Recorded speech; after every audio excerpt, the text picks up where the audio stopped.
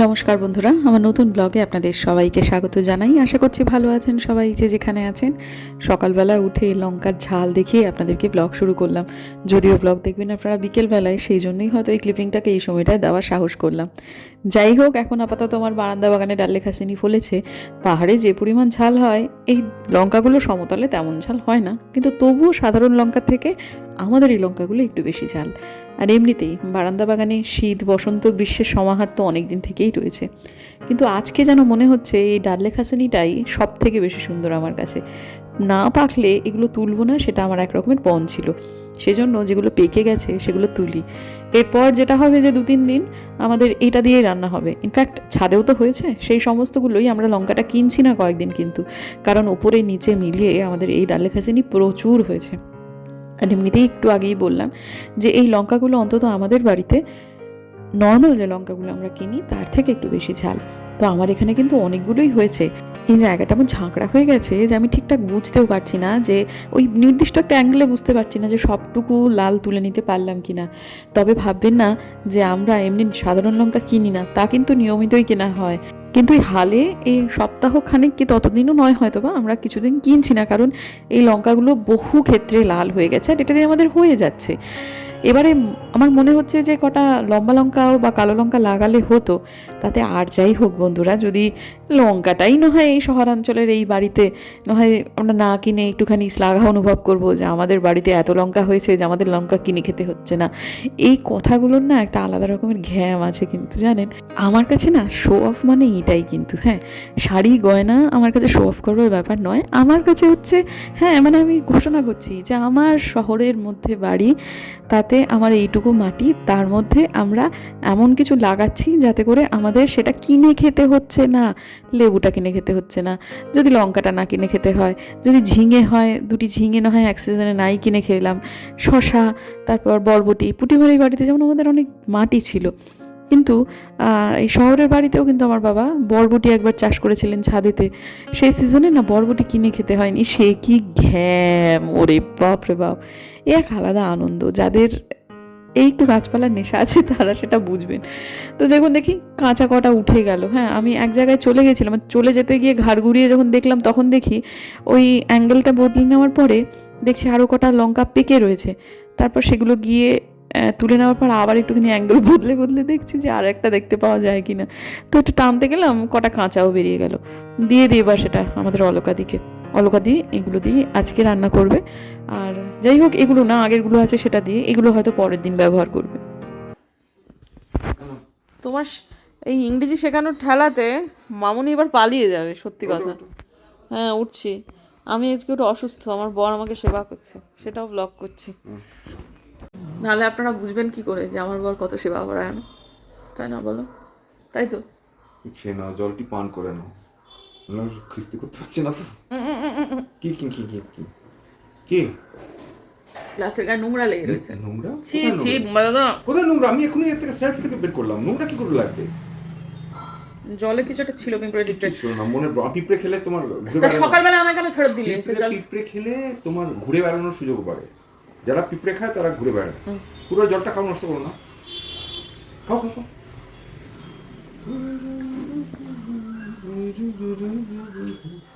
আমি এই মুহূর্তে বিশ্রাম নিতে চাই, ঘুরে বেড়াতে চাই না। তুমি কি একটু দিদিকে বলে আমাকে একটু চায়ের ব্যবস্থা করবে? দূর বাবা, এই যে শুরু করেছে না মামনির পেছনে লাগা, উফ! ওই যে দেখুন দেখুন সে কি করছে, মামনিকে ইংরেজি শেখাচ্ছে। বাপ রে বাপ!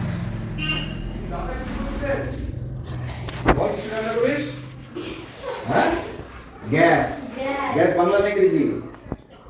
ইংরেজি। দেখ আর কি ইংরেজি শেখালে? এইটুকুনি যথেষ্ট। বেশি হলে ওর পেট ফাঁপবে, তোমার পেট ফাঁপবে। আমার কেন পেট ফাঁপবে? আমার পেছন পেছন ঘুরে ঘুরে। না না, আমি আর পেছন পেছন ঘুরছি না। তুই কত কি ইংরেজি শিখে গেলি একদিনে বল? হ্যাঁ।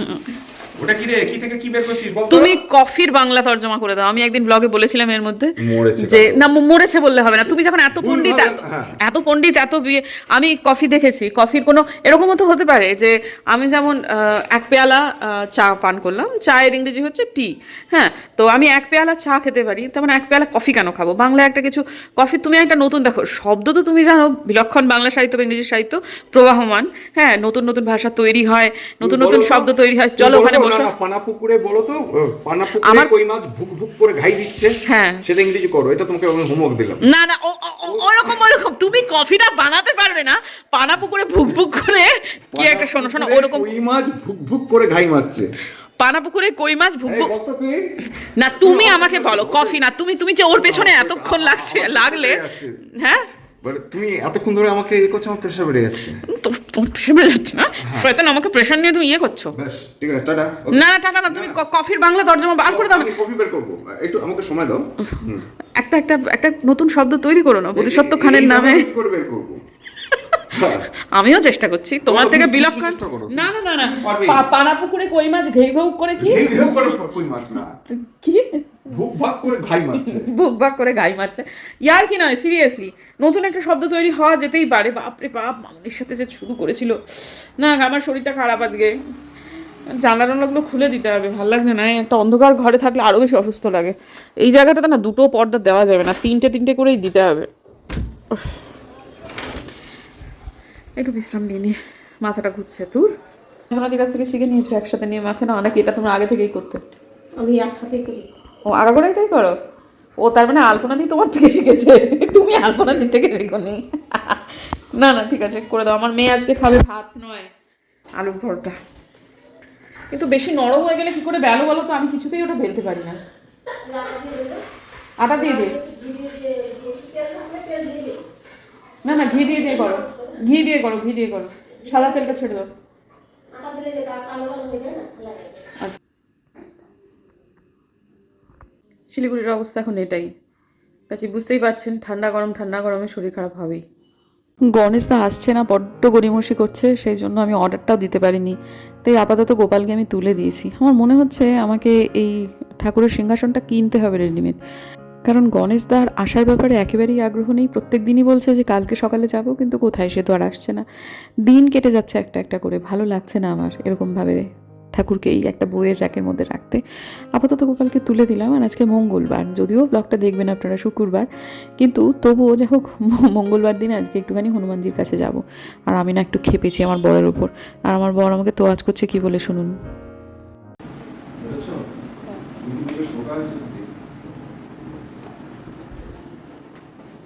ব্যাটার বউ ছাড়া চলবেও না, এদিকে বউয়ের পেছনে না লাগলেও তার চলবে না। আজকে আমার খুব রাগ হয়েছে, এত রাগারাগি করেছি। একতরফা বসে শুনে বলছে, খালি বলছে হুঁ, আর ওই হুঁ শুনে আমার আরও রাগ হয়ে গেছে। জানেন না কি ঝামেলা যে হয়েছে একটু আগে। একতরফা অবশ্যই, সে খালি আমাকে তাতিয়ে দিয়ে মজা দেখেছে। তো যাই হোক ঠিক আছে, এখন আপাতত বেরোই। রসুনলতা গাছটাকে দেখছি আর ভাবছি কবে তুই ফুল দিবি বাবা। যাচ্ছি এই কাছের বাগড়াকোটের যে ইয়েটা আছে, ওই মন্দিরটা, সেখানেতেই। এখানে বেশ সুবিধে, এক তো হনুমানজির মন্দির এত কাছে, পরিষ্কার পরিচ্ছন্ন, আর তাছাড়া ওই একটা মিষ্টির দোকান আছে, লাড্ডু নিয়ে যেতে সুবিধা হয়। কিন্তু মিষ্টির দোকানটা আজকে বন্ধ, মনটা খারাপ হয়ে গেল। তখন ভাবলাম যে না, মোমবাতি তারপর ধূপকাঠি এগুলো কিনি। উল্টো দিকে কুন্ডু কাকুর দোকান আছে, তো কুন্ডু কাকিমা বললেন যে আমাদের কাছেও কিন্তু লাড্ডু আছে। তো মনটা আবার তৎক্ষণাৎ ভালো হয়ে গেল যে হনুমানজির কাছে লাড্ডু না নিয়ে গেলে যেতে হচ্ছে না। ঢুকতে গিয়েই হনুমানজি একটা ভালো জিনিস করলেন, যে মেয়েটিকে দেখছেন যে মেয়েটি পুজো করছে, যখন আমি ঢুকছি তখনও খেয়াল করেনি। মেয়েটির নাম হচ্ছে সুরূপা। হ্যাঁ, আমি যখন প্রণাম করছি তখন বলছে, ও দিদি, আমার নাম সুরূপা, আমি এই কাছেই থাকি। ও আমার ভিডিও দেখে এবং ভালো লাগলো, কথাবার্তা হলো। তা বললাম বাড়িতে এসো, তো বললো সাহস হয়নি, কেন জানি না সাহস হয়নি বললো। কিন্তু আমার ওর সাথে কথা বলে খুব ভালো লেগেছে। পড়াশুনো করছে, বিয়ে হয়ে গেছে, বিয়ের পরই সে গ্র্যাজুয়েশনটা কমপ্লিট করছে। হনুমান ভক্তি করছে, এটা একটা খুব ভালো জিনিস। আর হনুমানজি নিশ্চয়ই ওর সমস্ত মনস্কামনা পূর্ণ করবে। ওর সাথে কথা হওয়ার পর তারপর ও চলে গেল। তারপর আমি আমার যতটুকু উপাচার উপাসনা সবটুকু সম্পূর্ণ করে আমারও দারুণ লাগলো। একটা অদ্ভুত শান্তি আছে, অদ্ভুত ভালো লাগা রয়েছে। তো সেখানে আমি যখন উঠে চলে যাচ্ছিলাম তার আগ দিয়ে ঝমঝম করে বৃষ্টি এলো। মনোরঞ্জন হনুমানজি বলছেন একটুখানি বসো, আর একটু থাকো। ছাতা নিয়ে বসতেই হবে, আর বসবোই যখন তখন অবশ্যই নাম করবো, আর তো কোনো কাজ নেই। এই যে একটা গাছকে কেন্দ্র করে একটা মন্দির তৈরি হয়েছে। এরকম গাছকে কেন্দ্র করে শুধু মন্দিরগুলো যেগুলো হয় সেগুলো মূলত গাছটাকে বাঁচানো অনেক সময় একটা উদ্দেশ্য থাকে, কিন্তু মানে ধর্মের জায়গাটাতে লোকে খুব একটা হাত দিতে চায় না। আর একটা গাছ মানে কি কেবল একটা গাছ বলুন তো, বড় বড় সব ইঁদুর, তারপর কত রকমের পাখি, এটার উপরে প্রশস্ত একটা বিশাল বড় একটা পাকুর গাছ আছে, মানে অশ্বত্থ গাছ। কোনোদিনও শুনিনি এই গাছের ডাল পরে মন্দিরের কোনো ক্ষতি হয়েছে বা অন্য কারোর কোনো ক্ষতি হয়েছে। এত ঝড়, এত কিছু হয়, কখনোই সেটা শোনা যায়নি। ভবিষ্যতে শোনা যাবে না এমন কোনো কথা নেই, কিন্তু এখনও পর্যন্ত শোনা যায়নি। আর এটার গোড়াটা এতটা, বুঝতেই পারছেন নিশ্চয়ই, অনেক দিনের পুরনো গাছ, অনেক দিনের, মানে বিশাল গাছ আর কি। এই যে বুঝতে পারছেন কত বড় গাছ।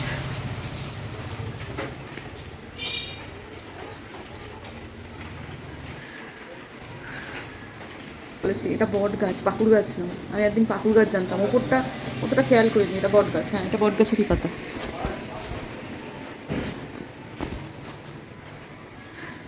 যে কত কত শতাব্দী প্রাচীন গাছ কেটে কেটে কেটে কত রাস্তা, কত কি বানিয়েছে বাবারি বাবা।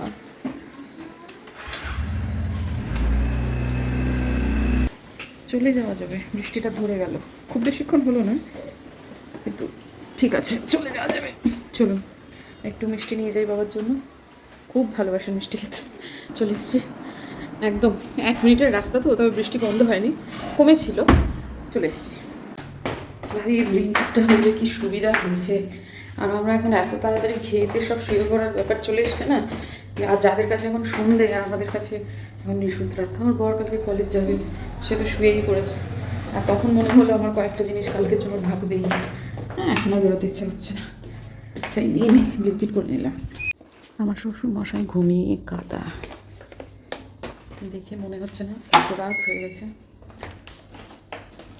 9:30 বাজে।